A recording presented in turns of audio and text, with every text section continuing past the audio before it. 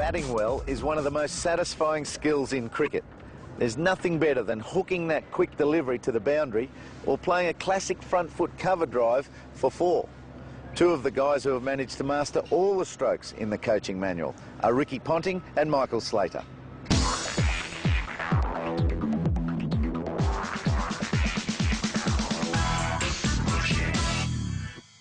Technique is everything in cricket. Understanding and putting the basics to use properly will allow a player to excel.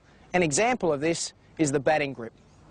The way I was taught to hold the bat was to firstly place the bat in between your legs like so and pick it up just like you're picking up an axe, making sure not to alter the hands once you pick the bat up. Noticing that the thumb and forefinger, the V there, should basically run straight down the back of the bat. Another important thing about the grip is to keep your hands together on the handle. You quite often see a lot of youngsters also placing this finger down the back of the bat. This is the best way to break a finger, so make sure you wrap it round the handle. But like anything in cricket, it must be comfortable for you.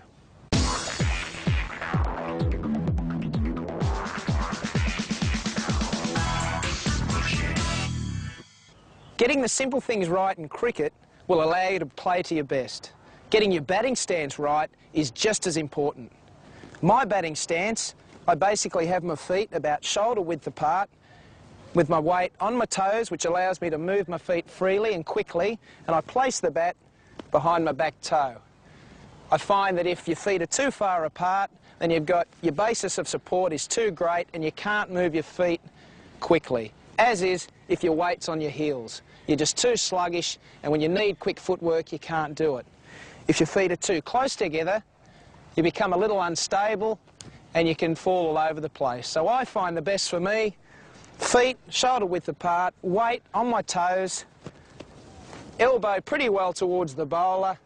But once again, with the stance, it's an individual thing. There will be slight variations with the stance, but you've got to be comfortable with it, and if you're comfortable, you're more than likely going to play your best cricket.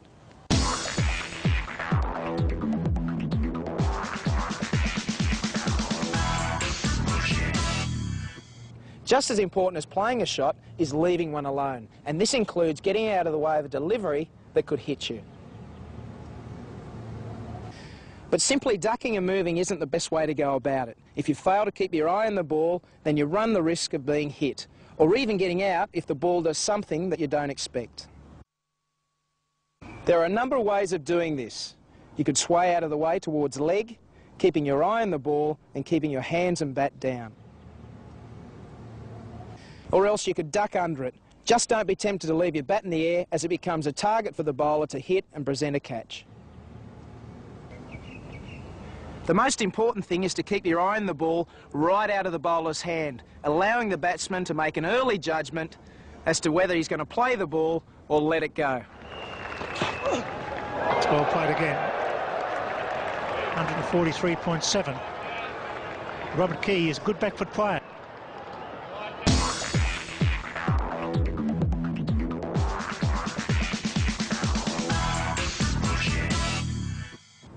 Although a batsman might want them to, no bowler is going to make it easy for any batsman to score runs. So quite often, it's the batsman's job to take the attack to the bowler.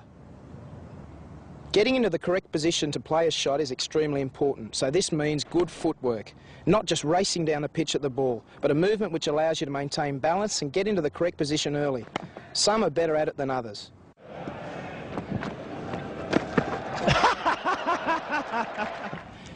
A good way to practice the correct footwork is to place the ball 3 paces down the wicket and concentrate on getting your front foot to it as quickly as possible. Remember, make a big commitment onto the front foot. It's 4. What a shot. That's a red-hot off drive. Crashes into the road. 4 more. That's a great shot. Ponting into position very quickly. Of course, the good players make it look easy, but only through constant practice in the nets will you get it right. Matthew Hayden has absolutely hammered that into the crowd, nearly collected one of our cameras.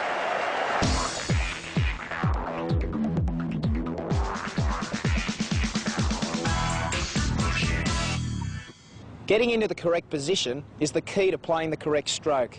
You're never going to bat well if you stay anchored to the one spot. If the bowler is dropping them in a bit short, then it's paramount to get yourself right for the back foot shot. From the correct spot, you can decide to defend or attack. Again, he's gone through the covers this time, a genuine shot from the back foot. It's important to give yourself as much room as possible, and we do this by making a big backward step and across towards off stump. The reason we make this big step back and across is to bring our eyes in behind the line of the delivery. The position of your head and eyes is one of the keys to batting. To work on the shot, get someone to throw balls to you and practice getting your head and eyes in line with the ball after making that big back and across commitment. And remember, practice makes perfect. Yeah. Outside off stump and driven through the offside field.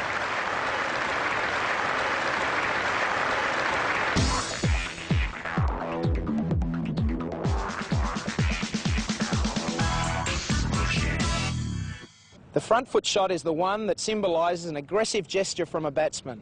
But it's not only for attack, it's necessary in defence as well. Attacking or defending, the key is good footwork and positioning. The time to come forward is when the ball is well pitched up. When coming forward, we allow ourselves to get as close to the pitch of the ball as possible. It's important to keep our bat and pad close together. Beautifully struck, and that's 4. 18 force for Greg Blewett. All class. When taking that step forward, be sure that it's a big step, never going halfway. Be positive. The position of the head is the key to this stroke. You must have your eyes right over the ball. A good way to practice the shot is to place a ball one pace down the wicket and concentrate on getting your front foot to the pitch of the ball. And remember, hit the ball straight back through the line, keeping your bat and pad close together. That's beautifully struck.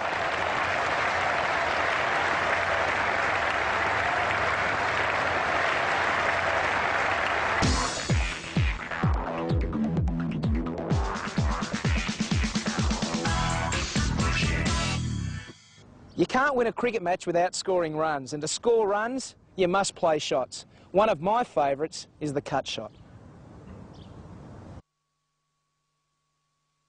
The cut shot is a stroke where it is important to carefully pick the right ball to hit. Making the right choice could be very rewarding. That's beautifully played. They go all the way. Mark Waugh plays a positive square cut. The cut shot is played to a ball which is pitched short and wide of the off stump. And to play it well, you must get yourself into the right position.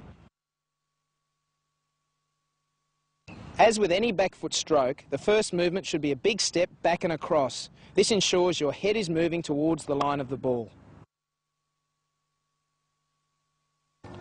The next thing is to ensure you keep the ball down. You achieve this by hitting down on the ball and rolling your wrists over it.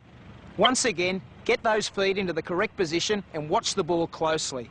Don't forget, if you keep the ball on the ground, you can't get caught. So roll those wrists. Lovely.